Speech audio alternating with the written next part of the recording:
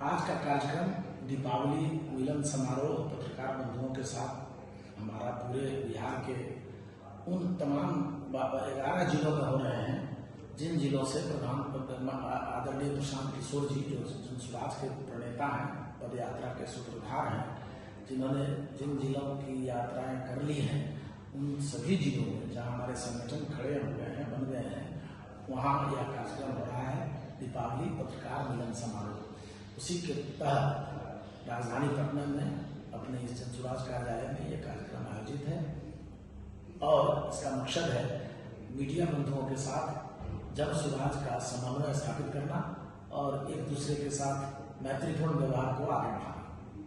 Sir, अभी जो पद यात्रा जो चल रही है उस यात्रा के बारे में थोड़ा सा मैं पद यात्रा की बात बता रहा हूँ। इसके पहले आपके माध्यम से सभी मीडिया कर्मियों, सभी बिहारियों को दीपावली के इस पावन पर्व की अनंत शुभकामनाएं जनसुराज परिवार की ओर से, हार्दिक बधाइयां आदरणीय प्रशांत किशोर जी की ओर से और संपूर्ण जनसुराज परिवार की ओर से पूरे बिहार वासियों को जब ये दीपावली की अनंत शुभकामनाएं।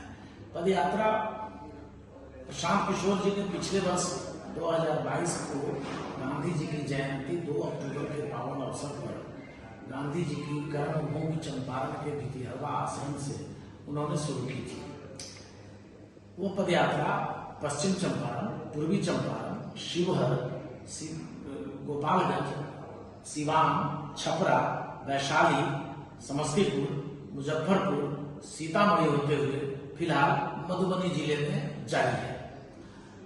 पदयात्रा का मकसद बिहार में सत्ता परिवर्तित कर एक ऐसी व्यवस्था का निर्माण करना जिसमें बेरोजगारों को रोजगार मिल सके, शिक्षा की उच्च स्तरीय अंतर्राष्ट्रीय स्तर की व्यवस्था स्थापित हो सके और खेती किसानी को मुनाफेदार बनाया जा सके। ये अभियान के तहत जनता को बताया जा रहा है और जनता से ये अपील कर रहे हैं हमारे प्रणेता आदरणीय प्रशांत किशोर जी कि आप जात पात धर्म मजहब के चक्कर में पड़कर अपने आप को बर्बाद कर रहे हैं, बिहार को नुकसान पहुंचा रहे हैं। आप जात के नाम पर वोट तो देते हैं, लेकिन फायदा जात की राजनीति करने वाले उन नेताओं को होता है जो आपके वोट से बलगजरी चाहते हैं, आपके वोट से हेलीकॉप्टर पर खटोला पर उड़ते हैं और आप वहीं के वहीं हैं। आपका विकास अवरुद्ध है, आपकी शिक्षा अवरुद्ध है, आपकी बेरोजगारी के लिए कोई रोजगार का मौका नहीं दिया जा रहा है।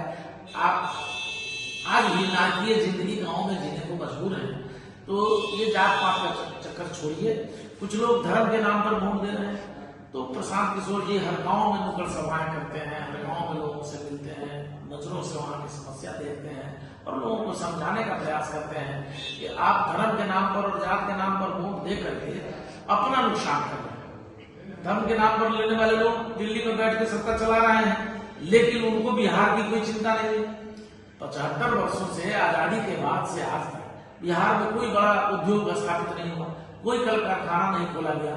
यहाँ 2.5 करोड़ हमारे बिहारी मजबूरी में रोजी रोटी के लिए, पेट पालने के लिए दिल्ली, मुंबई, कलकत्ता, गुजरात, आसाम, महाराष्ट्र, दक्षिण भारत, तमिलनाडु आदि प्रदेशों में जा रहे हैं। रोज उनका पलायन जारी है। किसी सरकार ने कोई उसके लिए रोकने की कोई व्यवस्था नहीं की, यहाँ रोजगार का कोई मौका नहीं दिया।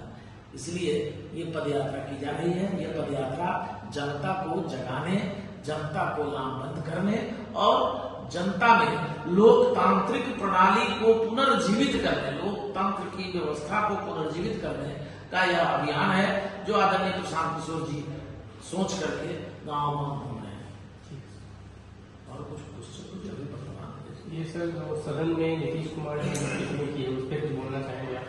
नीतीश कुमार जी पूरी तरह से सठिया गए हैं और असंसदीय भाषा का उन्होंने प्रयोग किया है। महिलाओं के सशक्तिकरण की बात करने वाला नीतीश कुमार अब इतने विक्षिप्त से हो गए हैं, इतने घबराहट में हैं कि वो अब महिलाओं का अपमान करना शुरू कर दिया है। वो भी ऑन द रेकर्ड सदन में, विधान परिषद और विधानसभा में जिस तरह से उन्होंने टिप्पणी की है, यह निंदनीय है, अशोभनीय है और जनसुराज परिवार इसकी कड़ी भर्त्सना करता है। साथ ही मैं तो ये मानता हूं कि जो उनकी स्थिति बन रही है, जिस तरह का वो बराबर, अभी अभी आपने देखा होगा एक वीडियो वायरल हो रहा है, अशोक चौधरी जी के पिताजी के पुण्य तिथि में ये गए थे, इनको पुष्पांजलि अर्पित करनी थी उनके पिताजी के तैल चित्र पर, इन्होंने पुष्पांजलि अशोक चौधरी के ही माथे पर अर्पित कर दी। ये पागलपन नहीं तो क्या है। इसलिए सरकार फेल्योर है और सरकार की जो अगुवाई कर रहे हैं नीतीश कुमार, उनको अविलंब भारत सरकार को यहाँ राष्ट्रपति शासन लागू करना चाहिए। यहाँ इस तरह की विकृति पैदा हो रही है, प्रशासन लुंज पुंज हो जाएगा, सारे अधिकारी समझ जाएंगे कि हमारे जो नेता हैं, जो हमारे मुख्यमंत्री हैं, उनकी मानसिक स्थिति असंतुलित हो गई है। ऐसे में अब सरकार को भगवान भरोसे है। इसलिए हम जन सुराज परिवार राष्ट्रपति शासन की मांग करता है बिहार में, और अविलंब उनको मुख्यमंत्री का पद छोड़ना चाहिए। दुर्भाग्य को यह भी है कि उनके समर्थन में ये 9वीं फेल डिप्टी सीएम साहब तेजस्वी यादव जी समर्थन में आ गए हैं। इनको अब ये सेक्सोलॉजी बिहार के लोगों को पढ़ा रहे हैं। अपने न कॉलेज गए, न डिग्री हासिल की, न कहीं पढ़े लिखे, और आज बिहारियों को पढ़ा रहा है सेक्सोलॉजी की परिभाषा। ये कितना दुर्भाग्यपूर्ण है। इसलिए इन लोगों को तो इस पद पर और सरकार में बने रहने का कोई नैतिक अधिकार नहीं है। और पूरे बिहार की महिला आक्रोशित है। महिलाओं के मान सम्मान के साथ इन लोगों ने खिलवाड़ किया है। महिला हमारी नारी शक्ति है, वो कभी आदि शक्ति है, वहीं जननी है, और उसको इस तरह से अपमानित करना दुर्भाग्यपूर्ण है। हालांकि सर जब इस बयान का विरोध हुआ तो उन्होंने कहा कि फिर माफी मांगी, इस पर क्या कहेंगे सर? देखिए, यही ना बचकानी हरकतें हैं। आप बोल ही ऐसा क्यों रहे हैं जिसके लिए आपको हाथ नोचना पड़े या माफी मांगनी पड़े? आप बहुत जिम्मेदार उम्मीदवार हैं, आप पर लोगों ने भरोसा किया है और आपको बिहार का शासक बनाया है, मुख्यमंत्री बनाया है, आपको ताज टोपी पहनाया है, और आप बचकानी हरकतें कर रहे हैं। कभी बोलते हैं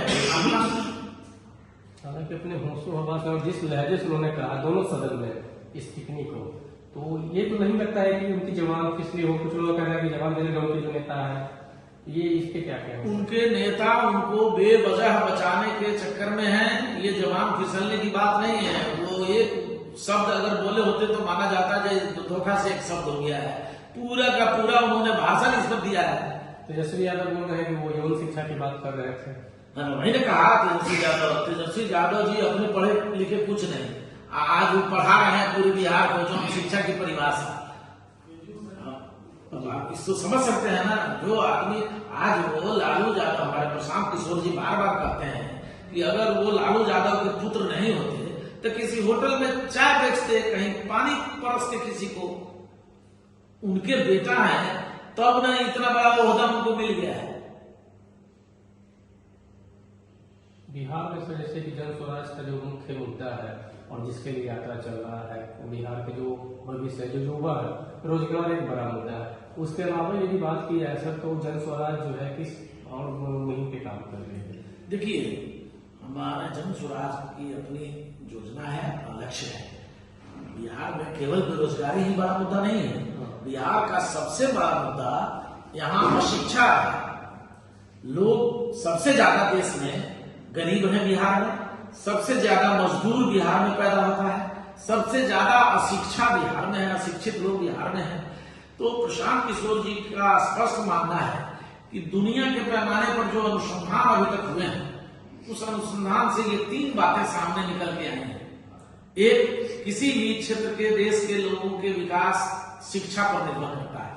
तो पहले शिक्षा को मजबूत किया जाए, शिक्षा को सुदृढ़ किया जाए, एक ऐसी व्यवस्था बनाई जाए जिसमें गांव के और शहर के तमाम लोग एक बेहतर शिक्षा पा सकें। जैसे नेतरहाट की पढ़ाई होती है, नेतरहाट में एक सिस्टम बना हुआ है।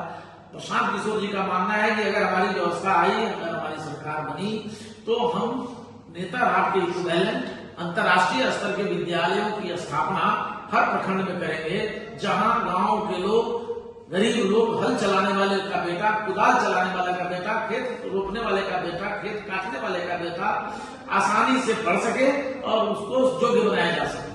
अभी जो शिक्षा की व्यवस्था है, पिछले 32 वर्षों में लालू जी ने 15 साल शासन किया सामाजिक न्याय के नाम पर।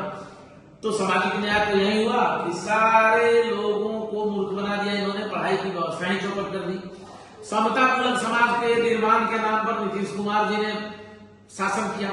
तो ये 18 वर्षों से शासन कर रहे हैं। इन्होंने रही सही कसर जो शिक्षा व्यवस्था में थी उसको और समाप्त कर दिया। न तो प्राथमिक विद्यालय में पढ़ाई हो रही है, न कॉलेजों में पढ़ाई हो रही है, न हाई स्कूल और मिडिल स्कूल में पढ़ाई हो रही है। पढ़ाई कहीं नहीं हो रही है, केवल डिग्री। प्राथमिक विद्यालयों में खिचड़ी बांटे जा रहे हैं और कॉलेजों में डिग्री बांटे जा रहे हैं। हमारे प्रशांत किशोर जी बार बार गाँव में घूम घूम करके लोगों को समझा रहे हैं कि जब तक शिक्षा आप शिक्षित नहीं होइएगा, आप गरीबी से नहीं निकलिएगा। गरीबी से निकलने के 3 ही रास्ते हैं। अच्छी शिक्षा, जब आप शिक्षित हो जाइएगा, बढ़िया मेरिट बनाइएगा, आप कंपटीशन फेस करिएगा, नौकरी में चले जाइएगा, अपने परिवार को गरीबी से निकाल लीजिएगा। मुनाफेदार खेती किसानी, अगर आपकी खेती किसानी बहुत अच्छी होगी, सुविधा सरकार द्वारा जो आपको मिलनी चाहिए वो मिलती रहे, बेहतर खाद बीज की उपलब्धता हो समय पर, सिंचाई की व्यवस्था सही हो खेतों में, और जो आप उत्पादन कर रहे हैं उसका उचित सरकारी मूल्य आपको मिले, तब जाकर के आप खेती किसानी को मुनाफेदार बना सकते हैं। बिहार में आपने देखा होगा कि मंडी व्यवस्था को नीतीश सरकार, जब भी नीतीश सरकार आया, मंडी व्यवस्था को उन्होंने समाप्त कर दिया। अब किसान बनियों के हाथ अनाज और अपना उत्पादन बेचने के लिए मजबूर है। जो धान 250 रुपया प्रति क्विंटल के दर से भारत सरकार द्वारा न्यूनतम अधिप्राप्ति मूल्य निर्धारित है, वो धान 1200 से 1400 रुपये प्रति क्विंटल की दर से किसान दिसंबर और जनवरी के महीने में बेचते हैं। तो ये इतना का जो 600 से 700 रुपये प्रति क्विंटल का जो घाटा है, वो करीब करीब 4000 करोड़ रुपया 25,000 करोड़ रुपया प्रति वर्ष बिहार के किसानों को नुकसान हो रहा है। तो बताएं, 2.5 करोड़ बिहारी मजदूरी करने बाहर गया हुआ है, दूसरे प्रदेश में काम करता है। एक सूरत शहर है राज्य गुजरात में, जहां 5 लाख बिहारी मजदूरी कर रहा है। बताइए कितनी फैक्ट्रियां हैं। आप नरेंद्र मोदी जी की बात होती है, हिंदू के नाम पर लोग उनको वोट दे करके उनको प्रधानमंत्री बना रहे हैं। 10 बरस से उनको हम लोगों ने, बिहार के लोगों ने 39 में 40 सीटें पिछले चुनाव में दी थी। उन्होंने क्या किया बिहार के लिए? ये सवाल क्यों नहीं आप लोग मीडिया के साथ ही भारतीय जनता पार्टी के नेताओं से पूछते हैं? इन 10 वर्षों में नरेंद्र मोदी जी के गुजरात का आंकड़ा निकालिए, कितनी फैक्ट्रियां खोली गई, कितने कारखाने स्थापित किए गए। और वहीं नरेंद्र मोदी जी बिहार में आज तक एक का भी उदाहरण बता दें जो कहीं एक भी फैक्ट्री खोले हो। ये भाजपा वाले लोग नौटंकी करते हैं, ये लोग तमाशा बतियाते हैं। जब नीतीश के साथ सरकार में थे तो इन्होंने कुछ नहीं किया, और आज नीतीश जी के साथ नहीं है तो दिन भर हंगामा करते हैं। इन लोगों के पास कोई आचरण नहीं है। ये लालू जी और नीतीश कुमार जात पात और की बात करते हैं, और भारतीय जनता पार्टी धर्मवाद की बात करती है। ये दोनों एक ही सिक्के के 2 पहलू हैं। बिहार को सर्वनाश की ओर ले जाने में इन दोनों गठबंधनों की महती भूमिका रही है, चाहे वो एनडीए गठबंधन हो, चाहे ये इंडिया गठबंधन जो नया बना है महागठबंधन, वो ये दोनों ने बिहार को और बिहारियों को रसातल में पहुंचाया है। बिहार में केवल मजदूर बनाने की फैक्ट्री बना दी गई है, कोई बिहारियों के लिए देखने वाला नहीं।